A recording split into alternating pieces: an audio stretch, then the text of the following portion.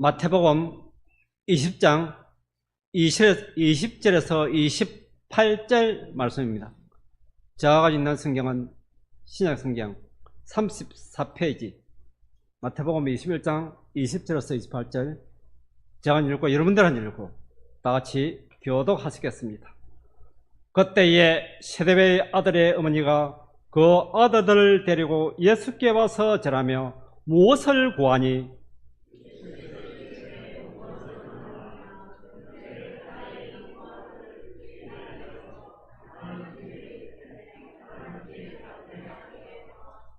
예수께서 대답하여 이르시되 너희는 너희가 구하는 것을 알지 못하는도다. 내가 마시려는 잔을 너희가 마실 수 있느냐? 그들이 말하되 할 수 있나이다.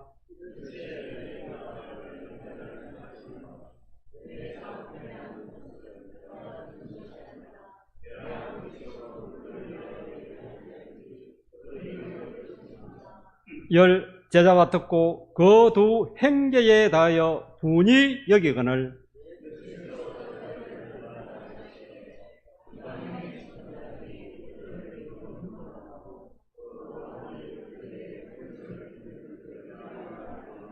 너희 중에는 그렇지 않아야 하나니 너희 중에 누구든지 크고자 하는 자는 너희는 섬기는 자가 되고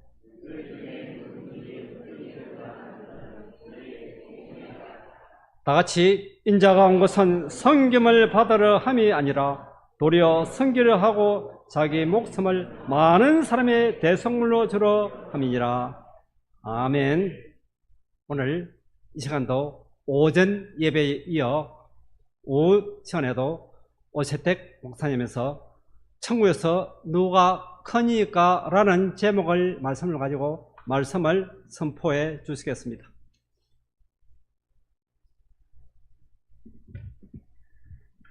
제가 오전 예배 때보다 키가 좀 더 커진 거죠. 밑에 깔판을 하나 깔았습니다. 깔판을 보고 제가 이런 생각이 들었습니다. 제가 서울에 있는 교회에서 25년 목회를 했거든요. 두레교회. 은퇴를 하는데 후임자를 결정을 해야 될 거 아닙니까? 그런데 이제 목사는 일체 관여하지 않고 우리 전 교인들이 청빙위원들을 구성해서 당의 중심이 아니고 청년들까지 다 들어와서 하는데 어떤 목사를 선택할 것인가를 놓고 열띤 토론을 했습니다. 먼저 그 전에 교회가 뭐냐, 둘의 교회가 갖고 있는 정체성과 방향성이 뭔지를 먼저 확인하고 여기에 맞는 목사님을 우리가 구하자 했는데 결론이 뭐냐, 목사 뵐 것 있었나? 25년 동안 우리와 같이 자라면 되지. 좋은 목사 뽑을 거라고 생각하지 말자. 누가 오든지 간에 맞추어서 그분을 우리가 잘 세우면 되지 않겠냐. 그런데 딱 하나 조건이 있다. 깔판 안 까는 목사 왔으면 좋겠다. 제가 키가 작으니까 다음 순서 장로님이 기도하러 오면 이걸 또 뺐다가 이었다 하니까 보기가 민망했나 봐요. 그래서 깔판 안 깔아도 되는 목사를 선택하자. 그리 된 겁니다. 그래가 이제 한바탕 웃고 했는데 마침 다음 발언 나로 나온 친구가 한 2m쯤 되는 젊은 집사가 나와가지고 발언을 해야 되는데 마이크가 안 잘려가는 거예요. 키가 너무 커서. 이때다! 하고 제가 나가서 키 큰 게 뭐가 좋나? 마이크도 안 잘려가는데 키도 따지지 말고 이것저것 따지지 말고 누가 오더라도 맞추어가는 하나님의 종으로 결정을 하면 맞추어 가면은 복을 받을 것이다. 그래서 솔직히 저 마음에 안 드는 목사가 왔거든요. 너무너무 잘해요. 네. 왜 잘하냐? 교인들이 맞춰가니까. 우리 목사님 생긴 대로, 목사님 스타일대로 그렇게 하십시오. 이게 하나님의 뜻인 줄 알고 맞추겠습니다. 여러분, 우리 반성교회 제가 배운 겁니다. 그게. 제가 이 반성교회 이야기를 설교 시간에 자주 하거든요. 이런 교회고 이런 우리 역사가 있다. 그래서 120년의 역사, 이거는 큰 축복입니다. 오늘도 제가 당회실에 가서 보니까 장로님들 사진이 쫙 걸려 있는데요. 은퇴하신 분들까지 앞으로 계속해서 붙여가시기를 바라고 한 분 한 분 아름다운 이야기를 계속해서 발굴해내면 좋겠다 그런 생각이 들었습니다. 그런데 여러분, 오전에 누가 크냐는 질문에 주님의 답은 뭐였습니까? 어린아이 하나를 세워놓고 누구든지 어린아이처럼 자기를 낮추는 자가 크다고 됐죠. 근데 어린아이가 어느 정도로 컸습니까? 예수님과 동급이죠. 예수님, 어린아이 하나를 영접하는 것은 곧 나를 영접하는 것이고, 나를 영접하는 것은 누구를 영접하는 겁니까? 하나님을 영접하는 겁니다. 그러니까 어린아이 하나 이꼴 하나님이에요, 하나님. 우리가 그런 관점으로 봐야 하나님의 나라가 이해가 되고 구원이 이해가 돼요. 구원이. 교회가 세상과 다른 또 다른 사회가 또 다른 세상이 될 수가 있습니다. 교회는 그런 문화를 만들어내는 곳입니다. 근데 이게 쉽지 않겠죠, 그렇죠? 왜냐하면 우리가 계속 자기 성장, 발전, 그래서 그냥 머리가 돼야 되고, 그래서 저는 집에 올 때마다 저희 어머님이 기도를 이렇게 하세요. 우리 자식들을 위해서 아들, 딸 6이고 손자, 손주까지 얼마나 많습니까? 그래서 기도 핵심이 뭐냐면 이 자식들이 후손들이 머리가 될지언정 꼬리가 되지 말게 하옵시고, 그러면 제가 기도를 받아서 하나님, 그렇습니다. 우리 어머님 기도는 그렇고 저 기도는 조금 다릅니다. 머리가 될 놈은 머리가 되게 해주시고 꼬리가 될 놈은 꼬리가 되게 해주십시오. 이러고 나면 우리 어머님이 아멘을 안 하세요. 마치고 난 뒤 그래도 그렇지 머리가 돼야지 그러시거든요. 그럼 제가 물어봅니다. 어머니, 소가 머리는 있는데 꼬리가 없는 소 보셨어요? 꼬리곰탕은 어쩝니까 그러면? 새파리는 뭘로 쫓아요?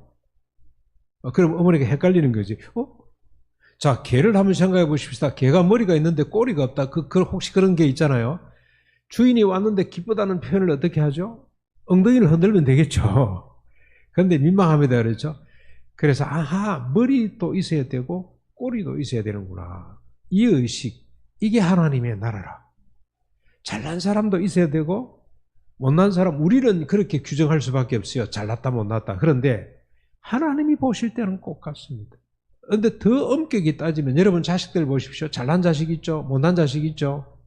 예, 어떤 자식들은 공부를 잘해서 의대 갔는데 어떤 자식은 시원찮아 가지고 학교도 제대로 감당을 못하고 그런 아이들이 있잖아요. 그런데 부모 입장에서는 누가 더 신경이 쓰입니까? 못난 자식이 훨씬 더 관심이 가요. 그게 부모의 마음이라. 그 부모의 마음이 없이는 천국을 이해를 못한다니까요. 천국 이해를 못해요. 그래서 오늘 제가 또 이 본문을 보기 전에 우리가 퍼즐을 또 맞춰보겠습니다. 여러분 19장 16절에 보면은 아주 좋은 케이스 하나가 나타납니다. 너희들이 그토록 좋아하는 잘난 사람 볼래? 큰 사람 볼래? 그래서 누구를 지금 어떤 사건이 벌어졌습니까? 아주 중요한 일이 하나 벌어졌어요. 그러니까 이게 주님이 다 기획하신 것 같아.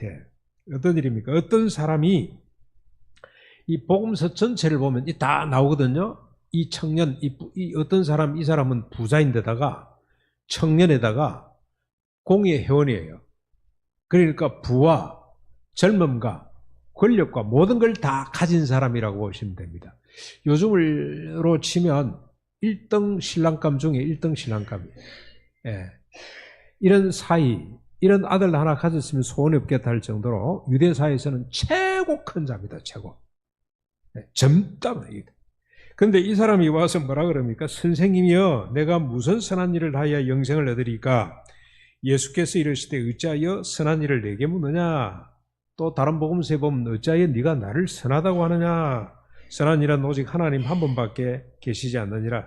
네가 생명에 들어가려면 계명들을 지키라. 이 어떤 사람이 얼마나 큰 사람이냐면 예수님 앞에 와서 자기가 평가를 해요.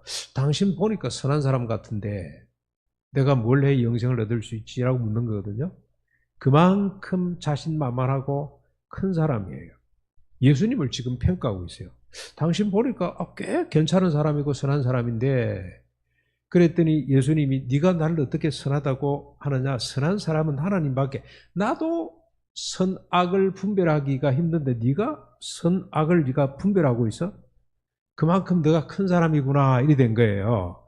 그래서 뭐라 그러냐? 계명을 잘 지키라 그랬더니 그 젊은 사람이, 어떤 사람이 뭐라 그럽니까? 무슨 계명입니까? 하고 물어봐요. 그랬더니 예수님께서 살인하지 말라, 간음하지 말라, 도둑질하지 말라, 거짓 증거하지 말라, 내 부모를 공경하라, 네 이웃을 내 자신과 같이 사랑하라. 십계명 뒷부분이죠. 십계명 1부터 4까지는 하나님을 사랑하는 법이라면 그 다음에 5부터 10까지는 이웃을 사랑하는 법이거든요. 그걸 딱 들어댔어요. 그랬더니 그 청년이 뭐라 그럽니까? 이 모든 걸 내가 어렸을 적부터 잘 지켰다. 정말 대단한 사람입니다. 대단한 사람. 그랬더니 예수님께서 한 말씀 하세요. 그래, 잘 지켜서? 그런 뜻입니다. 그러면서 뭐라 그러냐? 네가 온전하고 할진대 가서 내 소유를 팔아 가난한 자들에게 주라. 그리하면 하늘에서 보화가 내게 있으리라. 그리고 와서 나를 따르라고 말씀을 합니다.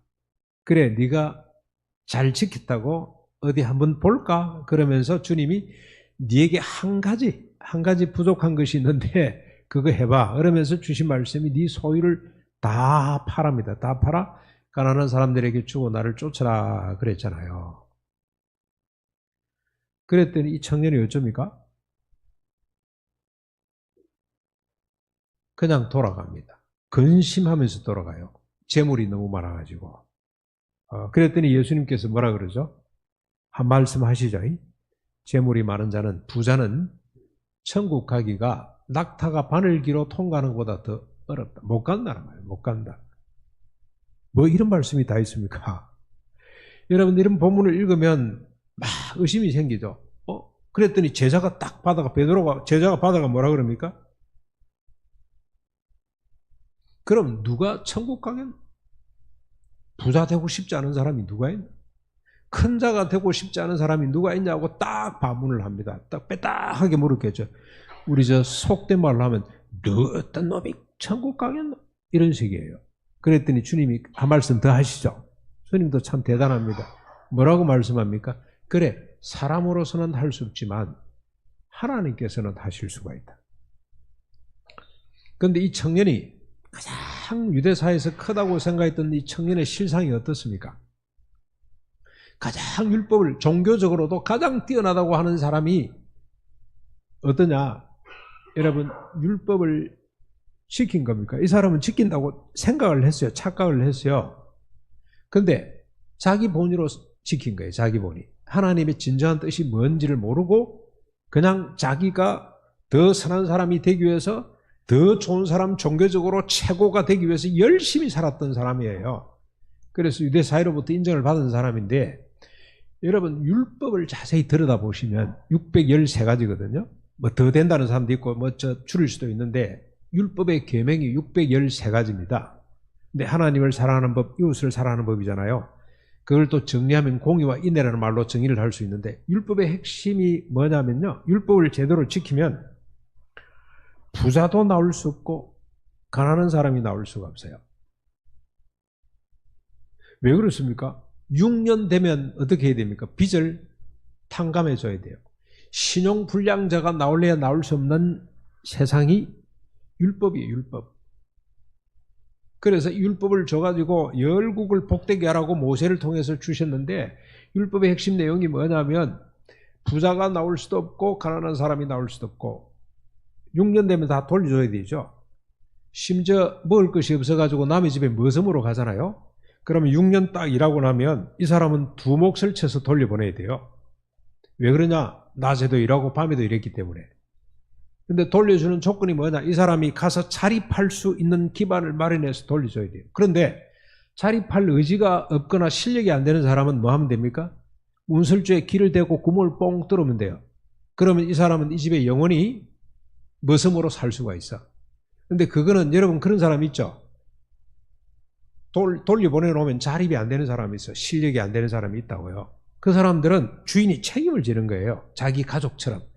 그렇게 구멍을 뻥 뚫으면 자기 가족의 일원으로 받아들여야 돼요.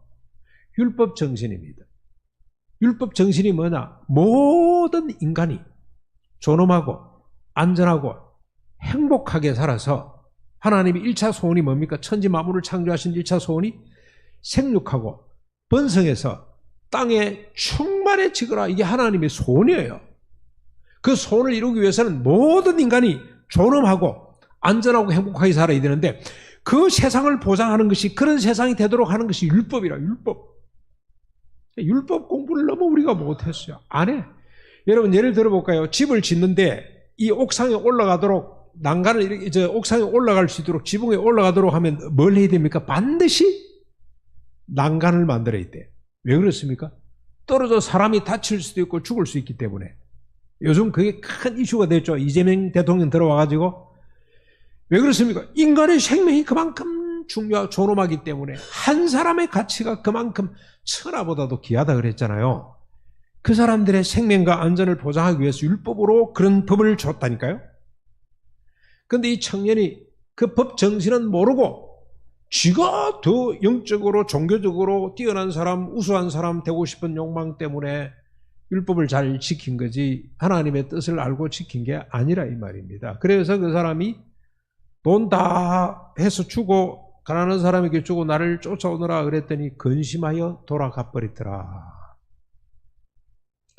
그래서 하나님은 하실 수 있다 그랬더니 베드로가 뭐라 그럽니까? 우리 다 버리고 지금 주님 따라갑니다. 우리는 그러면 상이 크겠네요. 그랬더니 이해가 참 안 되는 거죠. 그랬더니 주님이 그래 너희들은 내 보좌에 함께 앉아서 다스리게 될 것이고 배나 복을 받게 될 것이다. 그런데 그 배나 복을 받는다는 게 무슨 개념입니까? 내가 받는다는 것이 아니고 여러분 그 이 하나님의 나라 질서를 가지고 모든 인간을 존엄하게 생각해서 내게 아니구나. 그래서 같이 말씀대로 나누었더니 모든 사람이 복을 받는 역사가 나타나는 겁니다. 개인적인 복이 아니에요. 공동체적으로 우리가 복을 받는다는 그런 뜻입니다. 네. 자, 그리고 하나 더 예를 들어보겠습니다. 그 다음에 또 말씀입니다. 말씀. 그래도 사람들이 잘 못 알아들으니까 이번에는 주님이 예를 또 하나 들었어요. 포도원 품꾼 비유를 듭니다. 포도원 품꾼 여러분 잘 아시죠? 19장 20절부터 쭉 나오는 거 있죠. 20장입니다. 20장 1절부터 쭉 나옵니다. 길게 나오는데 어떤 내용입니까?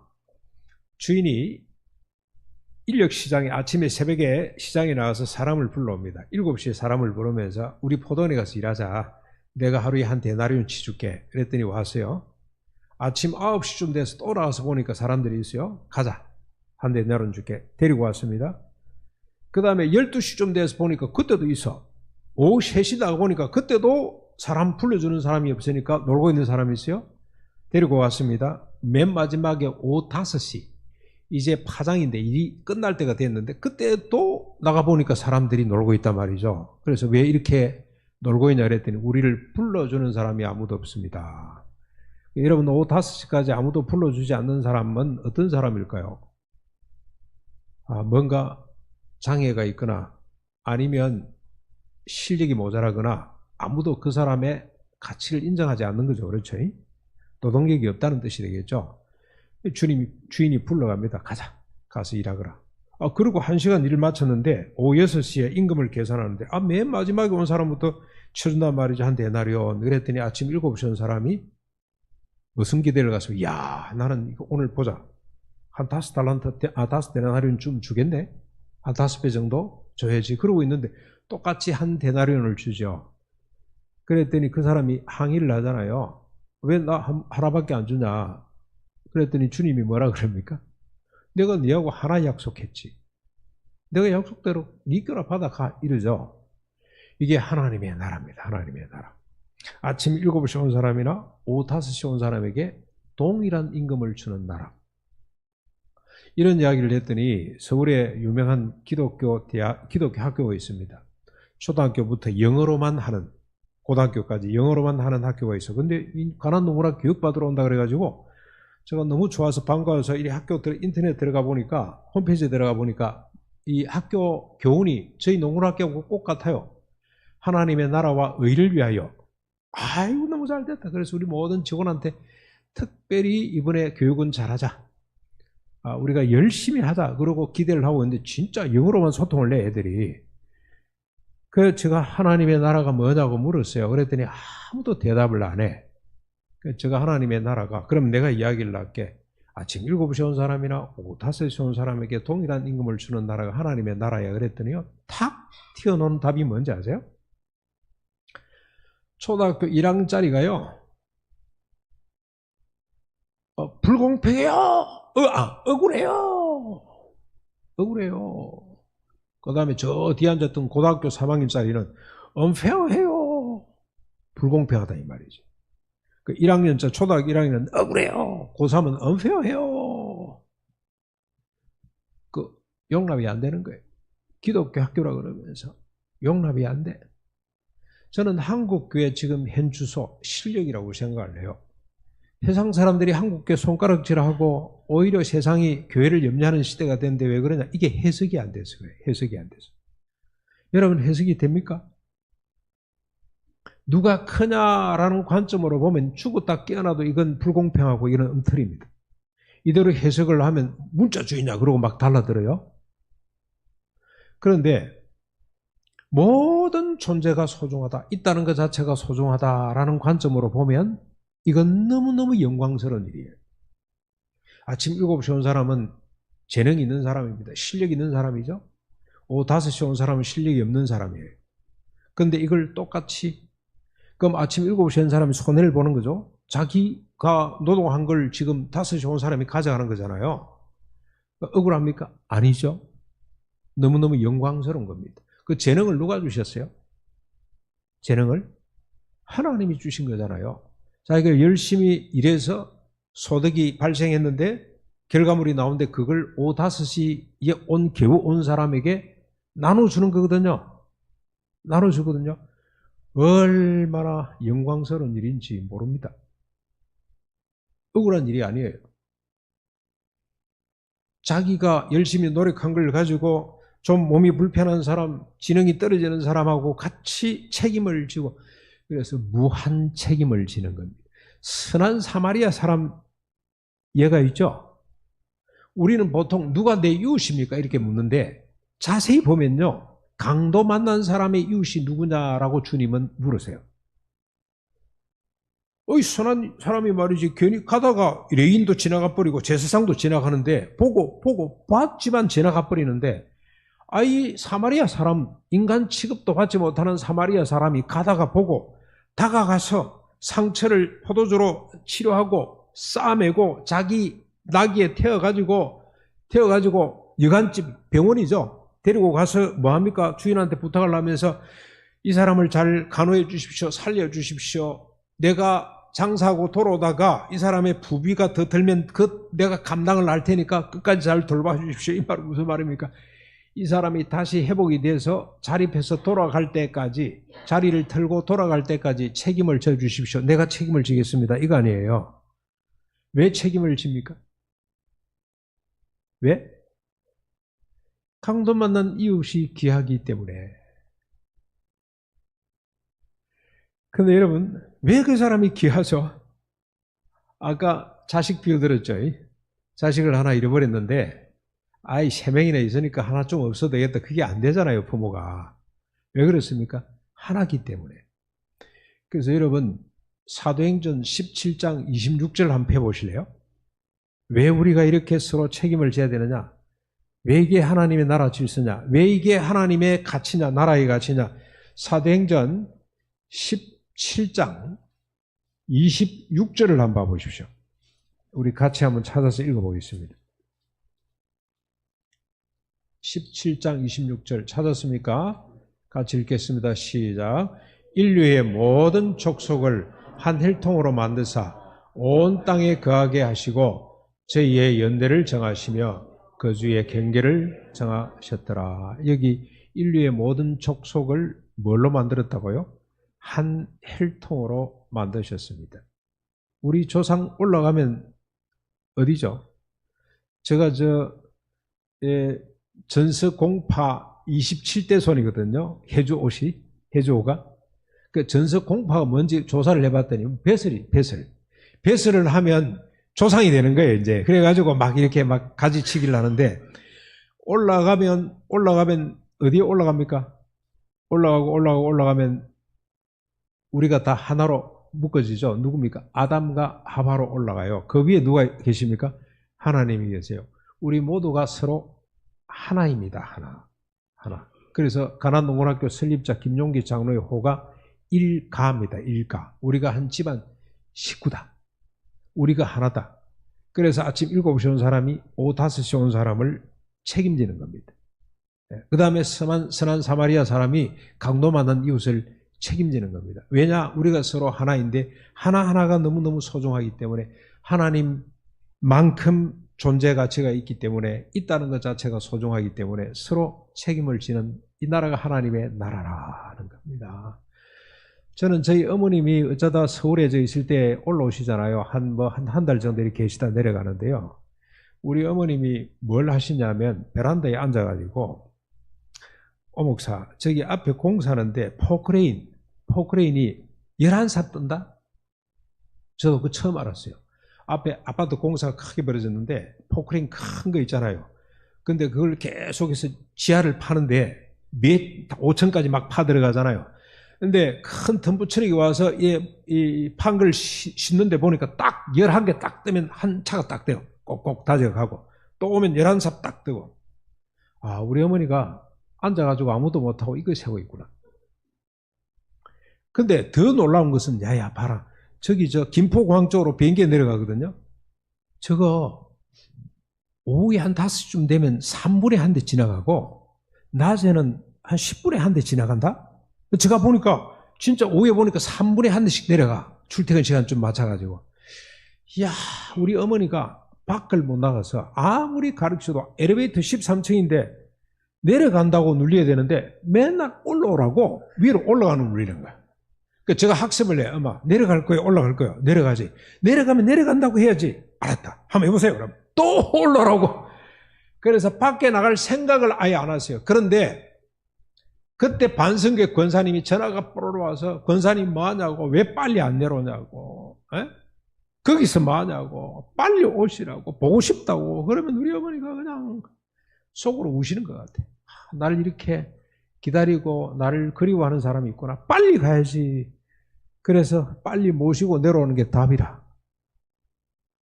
여러분, 이게 교회입니다. 교회. 예?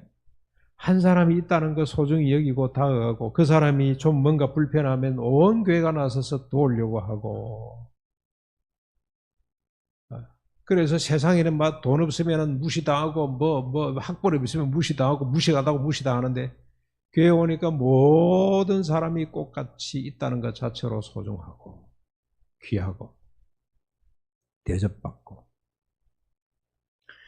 이게 하나님의 나라 질서라는 겁니다. 그런데 여러분, 이걸 사람들이 잘 수용을 할까요? 예수님이 지금 18장부터 20장까지 가르쳐 왔는데, 오늘 본문에 무슨 사건이 벌어졌습니까? 세베대의 아들들의 어머니, 요한 야고보죠. 어머니가 지금 예수님만 배워서 뭐 하죠? 청탁합니다. 청탁. 뭘 청탁합니까? 아이고, 우리 예수님이 드디어 이제 예루살렘 들어가시면 본인이야 돌아가신다고 벌써 몇 번째 말씀을 하셨는데, 설마 그런 일이 있겠나? 이제는 드디어 한 자리 할 텐데, 나라가 뒤집어질 텐데, 그때 주님 정권을 잡으면 주님이 세상을 다시 읽을 때, 그때 우리 아들 하나는 우편에 하나를 좌편에 앉혀주십시오. 영의정 좌의정 시켜달라고 지금 청탁을 하고 있습니다. 그랬더니 다른 제자들이 뭐합니까? 꼭 갔습니다. 3년 동안 따라다니고 지금 예수님이 이렇게 구구절절 예를 들어가지고 설명을 이것도 하고 저것도 하고 했는데도 도무지 이해를 못합니다. 이해를 못해. 네. 수용이 안 돼요. 여러분, 제가 이렇게 열심히 또 했는데 이해가 안 돼가지고 가고 나면 싹 잊어버리시는 거 아닌가 모르겠는데요. 주님이 그걸 모르셨을까요? 이해를 못하고 못 따라온다는 거? 주님은 아셨어요. 여기까지는 안 된다는 걸 주님은 아셨습니다. 그러나 주님이 이렇게 자꾸 이야기하는 이유가 하나 있어요. 잠시 후에 주님이 십자가 부활 이후에는 이 사람들이 바뀔 걸 알고 있었습니다. 실제로 십자가 부활을 지고 난 뒤에 베드로를 불러놓고 갈릴리 바닷가에서 숯불을 펴놓고 제자들을 다시 불러서 말씀을 하죠. 베드로야, 네가 나를 사랑하느냐 3번 묻잖아요. 그리고 내 양을 치라. 이 베드로가 또 고양이 앞에 생선 맡기는 꼴로 또 배신 때리고 도망가면 어쩌려고 주님이 맡기냐. 근데 주님이 이유가 있었습니다. 베드로야, 십자가 부활 이전에는 네가 스스로 띠뛰고 네가 원하는 곳으로 돌아다녔지만, 그래서 네가 기분 좋으면 나를 위해서 목숨을 버리겠다 그랬다가 조금 불리하면 하루 저녁에 3번이나 나를 모른다고 부인하고 도망갈 수밖에 없었던 베드로였지만 누가 높으냐, 누가 오른쪽 왼쪽 앉을 것이냐에 관심을 두고 싸울 수밖에 없는 그런 베드로였지만 십자가 부활 이후에 너는 바뀌었단다. 베드로도 아직 몰라요. 자기가 바뀐 줄 몰라요. 그런데 주님은 아신 겁니다. 십자가 부활이 뭡니까? 죄에 대하여 죽고 의에 대하여 사는 거죠. 나에 대하여 죽고 주님에 대하여 사는 겁니다. 아까 우리 오전에 기도하실 때 장로님 그 갈라디아서 2장 20절 인용하셨잖아요. 내가 산 것이 아니고 내 안에 그리스도가 살았다. 이제부터 내가 사는 것은 나를 위해 사는 것이 아니고 그리스도를 위해 산다. 그리스도를 위해 산다는 것은 바울신학에 하면 타자를 위해 사는 거예요. 먹든지 마시든지 뭘 하든지 하나님의 영광인데 하나님의 영광이 뭐냐? 첫째는 다른 사람에게 거침이 되지 않고 둘째는 모든 일에 모든 사람 자기 유익이 아니라 모든 일에 모든 사람의 유익을 구하는 사람이 됩니다. 내 중심에서 어느 중심으로 바뀝니까? 너 중심으로 바뀌는 것이 십자가 부활임을 주님은 아셨기 때문에 베드로야 이제부터는 네가 남이 네게 띠띠우고 네가 원치 않은 곳으로 가게 될 것이다. 이 말은 어떻게 베드로가 죽어서 하나님께 영광을 돌리게 될 것인가를 말씀하십니다. 십자가 부활의 능력입니다. 주님은 그걸 아셨기 때문에 알아듣지도 못하는 것 같습니다만 계속해서 천국의 비밀을 가르칩니다. 누가 크냐가 중요한 것이 아니고 이제는 낮은 자리에서 섬기는 자가 더 천국에서 큰 자니라. 날 봐라. 내가 대접을 받기 위해서 온 것이 아니라 대접하기 위해서 온 것처럼 너희도 그런 사람이 될 것이니라. 너희 안에 그리스도의 마음을 품으라. 바울은 그렇게 고면하죠. 뭡니까? 그리스도의 마음이 자기를 비우고 낮추고 버리는 누굴 위해서? 너를 위해서. 그래서 우리 예수 믿기 전에 언어는 네 죽고 내 살고 이건데 예수 믿고 난 이후에 언어는 어떻게 바뀝니까? 그래, 네 살고 내가 죽고 거기에 천국의 비밀이 있는 겁니다. 여러분 저는 오전에 김훈 예를 들었죠. 근데 정말 우리를 부끄럽게 하는 사람들이 정말 세상에 많아요. 신영복 씨라고 혹시 아십니까?